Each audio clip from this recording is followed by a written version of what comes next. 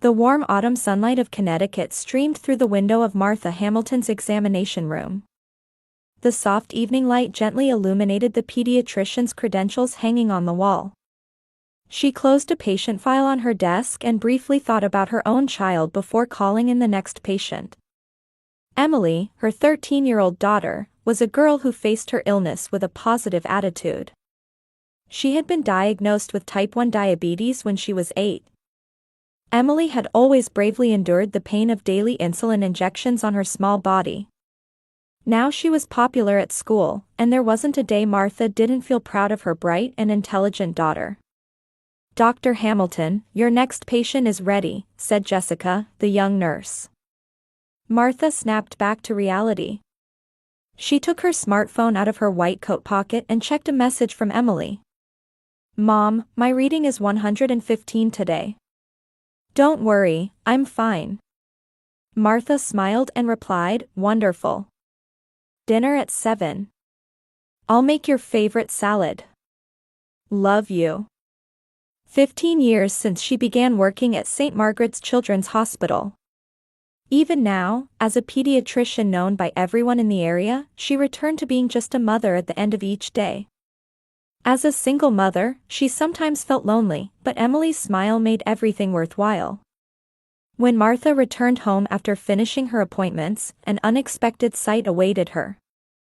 A familiar car was parked at the entrance. "Emily, I'm home," she called.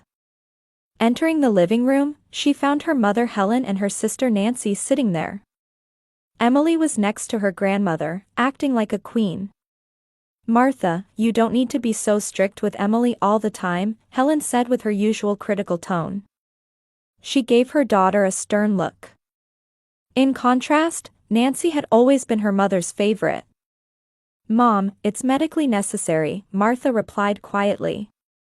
"Emily needs to monitor her blood sugar regularly and manage her diet. But let her have sweets once in a while. She's a child, after all." Martha took a deep breath. This conversation always went in the same direction. And her mother's visits were always accompanied by tension. "It's been a while, Nancy," Martha said, trying to change the subject. Nancy had a 15-year-old son named Toby, but he wasn't with her today. "Toby is with his father," Nancy explained before being asked. "He got into trouble at school again last week. His teachers don't understand his learning disability." Helen immediately defended her grandson. "He's special. People just don't understand his talents." Martha listened silently. She understood Nancy and Toby's struggles. But her mother and sister always blamed external factors for his behavioral problems. With proper support, Toby might be able to cope better.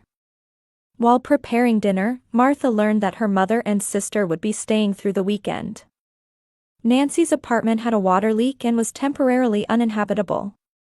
That night, after Emily had gone to bed, Martha was preparing for an important meeting tomorrow. She had recently proposed a new treatment program for diabetic patients, and tomorrow was the final presentation. The ringtone of her phone broke the silence. "Dr. Hamilton, I'm sorry to inform you that Emily has been admitted to the emergency room." Martha stood up, feeling the blood drain from her face.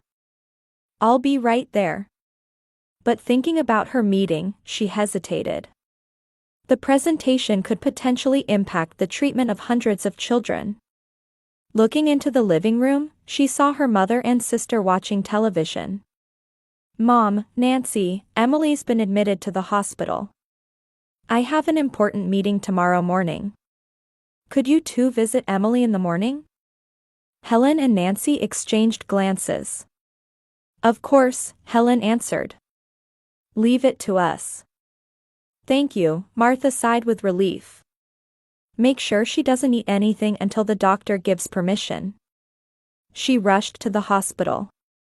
Emily had suffered a hypoglycemic attack, but fortunately, prompt treatment had stabilized her. The doctors said further tests were needed, and Martha reluctantly left her daughter's side to return home. The next morning, Martha got up early to prepare for her meeting. Her mother and sister had left before her. "Thank you for looking after Emily," she left in a message. In the middle of her presentation, her phone vibrated. It was from the hospital. "Dr. Hamilton, please return immediately.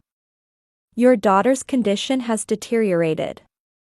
Martha felt as if her heart had stopped. She left the meeting and jumped into her car. Her mind was in chaos. What had happened? Why had her condition suddenly worsened? Images of her mother and sister flashed through her mind. A sense of unease enveloped her as something felt wrong. In the car heading to the hospital, Martha repeatedly prayed, "Emily, hang on. I'm coming right now." It had been 3 months ago. A family Thanksgiving dinner was taking place at Martha's house. Around the table were Martha and Emily, along with Helen, Nancy, and Toby. Outside the window, an early snow had begun to whiten the Connecticut garden. "Emily, what piece did you play at the competition?"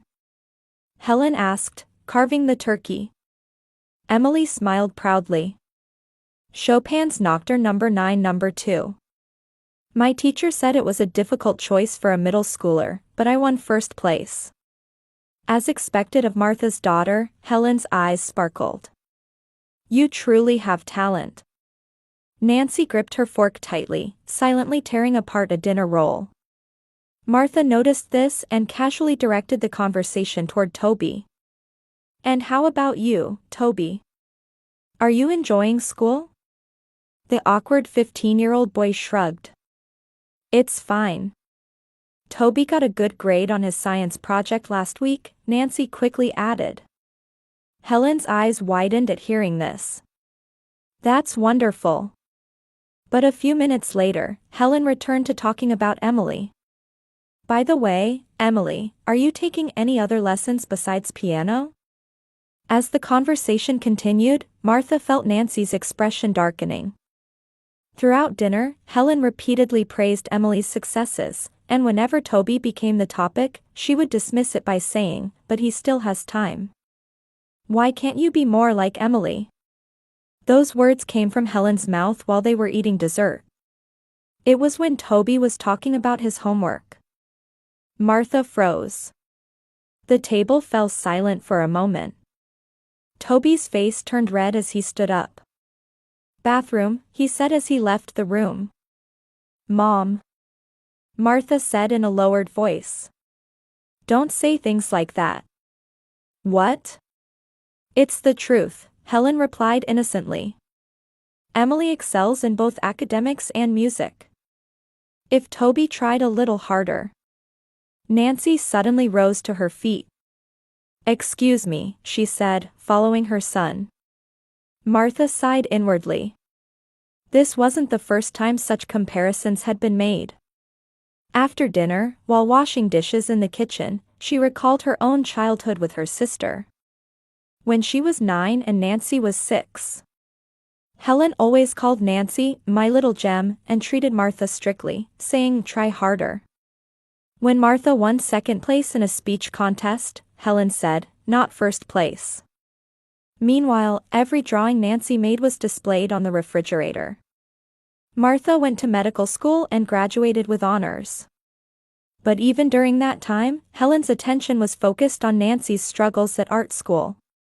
When Nancy dropped out of school and became pregnant at a young age, Helen defended her. "She's sensitive," she often said. Ironically, when Martha gave birth to Emily, Helen's attitude changed. She began to praise Martha and doted on Emily. Meanwhile, she adopted an "if only you would try harder" attitude toward Nancy and Toby.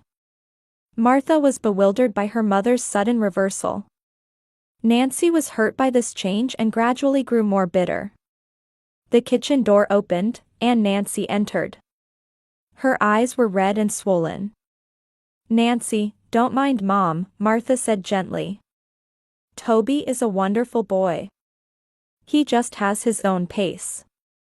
"You don't understand," Nancy said in a low voice. "Your life is perfect. A wonderful career, a talented daughter. I she broke off. As Martha was about to say something, Emily's voice came from the living room. "Mom, my blood sugar feels strange." In the weeks that followed, Emily's blood sugar levels became unstable. Normally, her management was perfect, but several sudden high blood sugar episodes occurred. Martha began to check her daughter's diet more strictly. "Did you eat anything at school?" Martha asked. Emily shook her head. "Nothing." But what? Grandma brought cookies when she visited last week." Martha frowned. "Did you eat them?" "Just a little. But when I refused, Grandma said, 'Your mom is too strict, so.'" Martha took her daughter's hand. "Emily, your health is the most important thing. You can say no, even if it's to Grandma." On the way to the hospital, Martha gripped the steering wheel tightly. The events of the past few weeks ran through her mind. Emily's erratic blood sugar levels. The increased visits from her mother and sister. And recently, Emily hadn't been as energetic and seemed like she wanted to say something. After parking her car in the hospital lot, she hurried to the elevator. Martha paused for a moment in front of the hospital room door. Taking a deep breath, she tried to calm herself. Since receiving the call about Emily's deteriorating condition, her heart had been pounding relentlessly. She put her hand on the doorknob and slowly turned it. Emily. The sight that greeted Martha as she entered the room was one she could never have imagined. Her mother Helen and sister Nancy were already there. Emily lay in bed, looking unwell, but the two adults were sitting around her in an obviously relaxed atmosphere. "Oh, Martha," Helen turned and said with surprise. "You're here already? How was the meeting?" Before answering, Martha scanned the room. Her eyes stopped at the bedside table. There, an unbelievable pile of sweets was stacked: chocolate bars, cupcakes, cookies, and a half-sized chocolate cake. "I made sure she ate properly," Helen said with a proud smile. At first she was hesitant, but when I told her, it's okay to have sweets once in a while, she started eating bit by bit. Martha felt the blood drain from her face. "What are you doing?" Her voice trembled. "Emily has diabetes." Helen blinked in surprise. "A little bit should be fine, shouldn't it? You're always too strict. Children should be allowed to enjoy sweets like children sometimes." "A little bit?" Martha's voice cracked with anger and fear. "This isn't a little bit. Look at the table. This is dangerous." Nancy remained seated, looking at Martha with cold eyes. "Don't overreact," she said. Emily was enjoying herself. "Toby eats cake all the time and has no problems." Martha was speechless. She rushed to Emily and placed her hand on her forehead. "Hot. Abnormally hot. Emily, are you okay? How do you feel?" Emily looked up at her mother with dull eyes. "I feel sick, Mom," she said in a hoarse voice. "My stomach hurts." Martha immediately took out the glucometer to measure her daughter's blood sugar. As the needle pricked her, Emily let out a small cry. "It hurts." "I'm sorry, honey, it's okay," Martha said gently. A few seconds later, the reading appeared. Martha froze in horror. More than 3 times the normal value. A dangerous hyperglycemic state. "Call a nurse." Martha shouted at Nancy. Though looking displeased, Nancy pressed the nurse call button. "You're overreacting," Helen sighed. "In my day, parenting was more tolerant. Today's parents worry too much about everything." Martha ignored her mother's words. All her attention was focused on Emily. Her daughter's breathing had become labored, and her face was turning pale. "Mom," Emily suddenly clutched her stomach and curled into a ball. It hurts so much." The next moment, her eyes rolled back, her body stiffened, and she fell from the bed to the floor. "Emily!" Martha screamed. She knelt on the floor and checked her daughter's pulse. Weak, but present. "Someone! Help!" Martha shouted toward the hallway. Nurses rushed in, and doctors were immediately called. Emily was taken to the emergency treatment room. In the waiting room, Martha sat facing the wall, covering her face with both hands. Her mind was in turmoil. Why had her mother and sister done this? Didn't they understand how dangerous it was to give a diabetic patient large amounts of sugar? Helen and Nancy sat on the opposite side of the waiting room.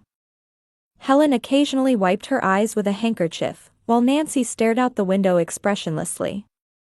"Why did you do this?" Martha asked quietly, but with anger. "I've told you many times," Helen responded defensively. "I just wanted to let her have sweets occasionally." "You're always too strict." "That's to protect Emily's life." Martha's voice rose. "Diabetes is a life-threatening condition." "You always exaggerate," Nancy said coldly. "Toby can eat sweets without any problems." "Toby doesn't have diabetes," Martha shouted. She normally didn't lose control of her emotions in public, but now she couldn't help it. "Do you understand what you've done? Emily is in danger of losing her life." 3 hours passed.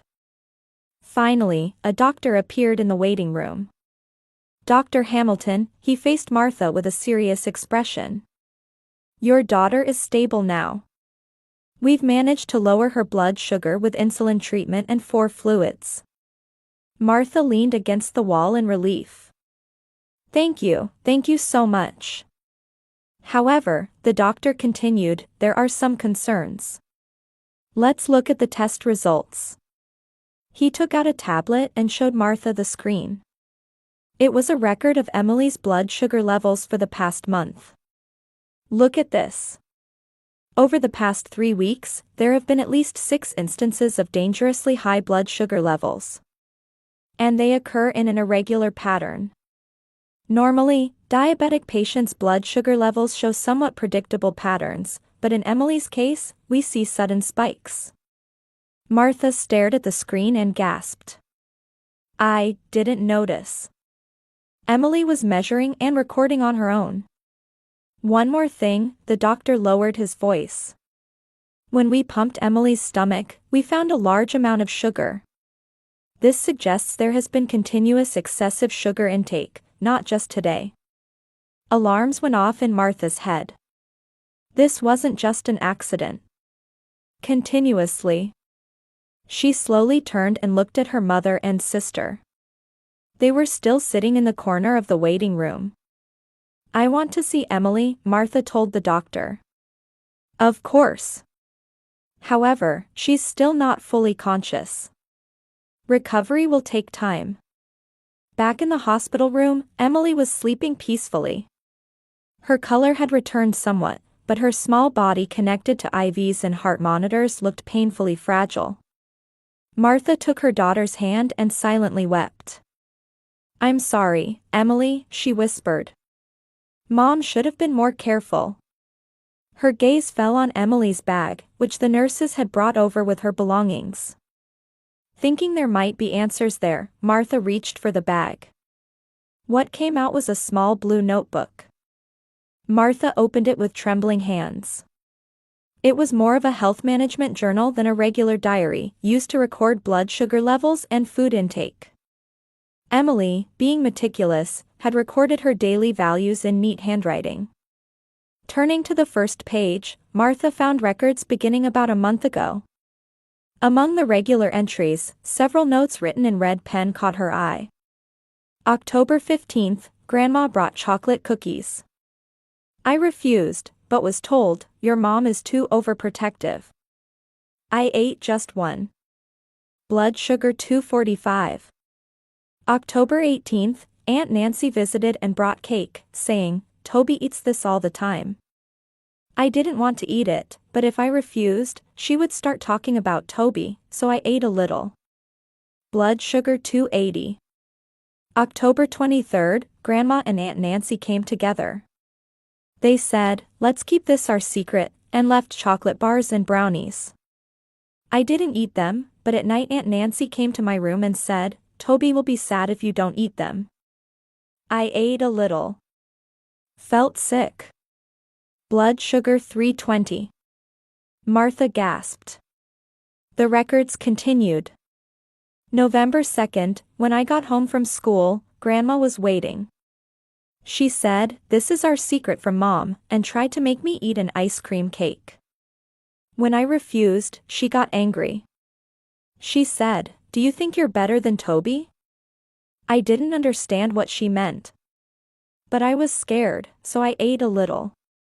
Blood sugar 385. November 7th, Aunt Nancy came again today. She said in a strange voice, "You're always so perfect, aren't you?" She brought sweets again. When I refused, she started crying, saying, "Do you think your mom doesn't trust us?" I was confused and ate some. I felt really sick. Blood sugar 410. I want to tell Mom, but Grandma says, "Don't worry your mother," so I can't say anything.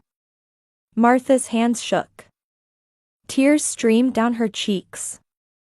The last page was dated yesterday. November 12th, today I collapsed at school. I was taken to the hospital. Mom has a meeting. Grandma and Aunt Nancy are coming to visit. I'm scared. Martha closed the diary and covered her face with trembling hands. This wasn't an accident but intentional. Her mother and sister had been endangering her daughter's health. Why? Why would they do such a thing? The door opened, and a nurse entered. "Dr. Hamilton, security would like you to review some surveillance camera footage." Martha stood up in surprise.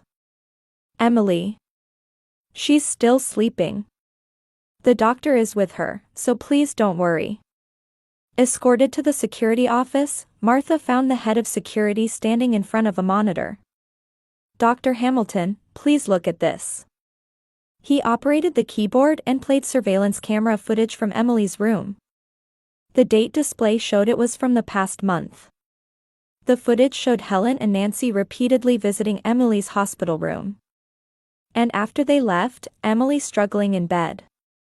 The last footage played was from today. Helen and Nancy entered the room, talking and smiling as they placed sweets one after another on the table.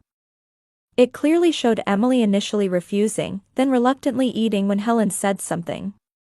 Nancy watched with cold eyes as Emily gradually became unwell. This is... Martha was at a loss for words. "We've already contacted the police," the head of security said quietly. "There's suspicion of child abuse." Wait, Martha was confused. "Let me first hear what they have to say." He thought for a moment, then nodded. "Understood. Your family is in the waiting room." Martha walked heavily toward the waiting room. Her head was filled with anger, sadness, and confusion. Entering the waiting room, she found Helen and Nancy sitting quietly. They both looked tired, but something was different. The expression in their eyes wasn't guilt, but something that looked almost liberated. "Why?" Martha's voice trembled. She placed Emily's diary in front of them. "Why did you do this?" Helen and Nancy looked at each other. Silence filled the room. "Answer me." Martha cried. "You're my mother and sister. How could you do this to my daughter?" "You were always perfect," Nancy suddenly spoke. Her voice was cold, yet full of emotion. "In school, at work, as a mother. Everyone always praised you and Emily." Nancy stood up and walked toward the window. Her shoulders were shaking. "Toby is treated as inferior to everyone. Why can't you be like Emily? Even at that Thanksgiving, Mom." So? So you hurt Emily? Martha asked in disbelief. Nancy turned around. Tears had welled up in her eyes. I wanted to break your perfect family. I thought if Emily got sick, you would suffer too. Martha was shocked into silence. Her sister's confession was so cruel, beyond understanding. Nancy. Helen cried out, as if to stop her daughter. No, Mom. Let's stop hiding, Nancy said coldly. Tell Martha that this is all your fault. Martha looked at her mother in confusion. Mom. Helen was silent for a long time. Finally, she spoke. Nancy has always suffered, her voice was small. I always wanted to protect her. So you put your granddaughter in danger? Martha demanded fiercely. At first. I just wanted to let Emily have sweets, Helen said. You seem to be restricting her too strictly. But Nancy, she was angry. With Emily being praised by everyone, while Toby. And you protected her again, Martha said bitterly. While endangering my daughter's life. Helen bowed her head. I was wrong, she finally admitted. Outside the room, 2 uniformed police officers could be seen standing in the hallway. Time was running out. Mom, Nancy, Martha said with a shaking voice. As a doctor and as a mother, I have to report this to the police. This is child abuse, and a deliberate attempt to harm someone. Martha. Helen's eyes widened in fear. We're family. Family doesn't hurt each other, Martha said sadly. Emily was in life-threatening danger. This is unforgivable. After an intense argument, Martha tearfully waved to the police officers. The 2 officers came in, the situation was explained, and Helen and Nancy were taken into custody. Martha collapsed in the hospital hallway, sitting there with her trembling body, crying. For a long time, she remained there. The weight of the decision to turn her family over to the police was crushing her heart. Dr. Hamilton. Looking up, she saw Emily's attending physician. He sat down beside her and placed a hand on her shoulder. You did the right thing, he said gently. Your daughter's life was saved. Martha nodded. Thank you, she answered in a hoarse voice. Emily is awake, the doctor smiled. She's asking for you. Martha stood up and wiped away her tears. She slowly opened the door to the hospital room. On the bed, Emily weakly smiled. Mom, she whispered. Martha hurried to the bedside and took her daughter's hand. Emily's hand was warm and weak, but Martha felt the definite pulse of life. I'm sorry, Mom, Emily said with tears in her eyes. I should have told you about Grandma and Aunt Nancy sooner. No, you did nothing wrong, Martha said gently. From now on, I'll protect you. Emily's hand tightly gripped Martha's. In the solemn atmosphere of the courtroom, Martha slowly stood up. Tension hung in the air. She walked toward the witness stand, placed her hand on the Bible, and took the oath. Her eyes momentarily caught Helen and Nancy sitting in the defendant's box. Are you certain that your mother and sister intentionally endangered your daughter's health? The prosecutor asked. Martha took a deep breath. Yes, her voice, though quiet, resounded throughout the courtroom. Emily's diary and the hospital surveillance camera footage prove it. The testimony lasted an hour. Martha spoke about everything, from the complex family history to Emily's diabetes diagnosis, and finally the terrifying incident. Her voice trembled at times, but her determination to tell the truth never wavered. Can you tell the court how this betrayal has affected you? Martha looked at the defendants. Something inside me broke, she said quietly. Because I believed that family was supposed to protect each other. The trial lasted 2 weeks. Emily, after recovering, also took the stand. She bravely spoke about what her grandmother and aunt had done to her. On the final day, the verdict was announced. Helen and Nancy were found guilty of child endangerment and each sentenced to prison terms. As she left the courthouse, Martha wondered, what would happen to Toby now? Dr. Donahue, Martha contacted the child welfare social worker. I need to talk to you about Toby. A few days later, Martha visited Toby.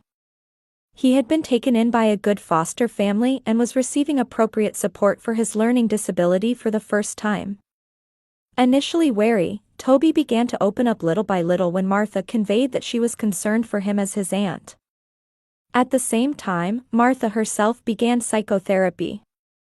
Being betrayed by family leaves deep wounds, the therapist said gently. It takes time to face that pain. Time passed. Emily fully recovered, and Martha returned to work. And 6 months later, a letter arrived. It was from Helen Hamilton. It took Martha a week to open the letter.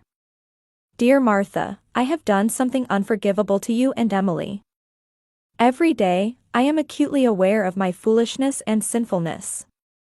My spoiling Nancy and being strict with you was probably the beginning of this tragedy. I don't ask for forgiveness. I just want you to know that I truly regret my actions. Martha finished reading the letter and sighed deeply. Could she forgive?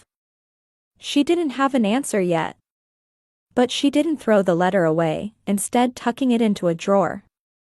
In their new home, Martha and Emily were preparing dinner together. Emily's diabetes was stable, and she was enjoying school life. Standing in the kitchen, she asked her mother, Mom, what do you think a real family is? Martha stopped cutting vegetables. Loving each other, cherishing each other. And no matter what happens, never hurting one another. As her words quietly echoed in the room, the phone rang. It was from Toby. Hello, Toby, Martha smiled.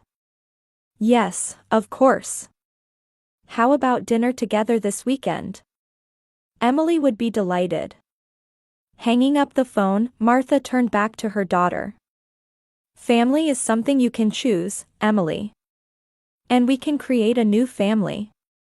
Emily hugged her mother's arm. Outside the window, the gentle spring sunshine shone brightly, as if heralding a new beginning.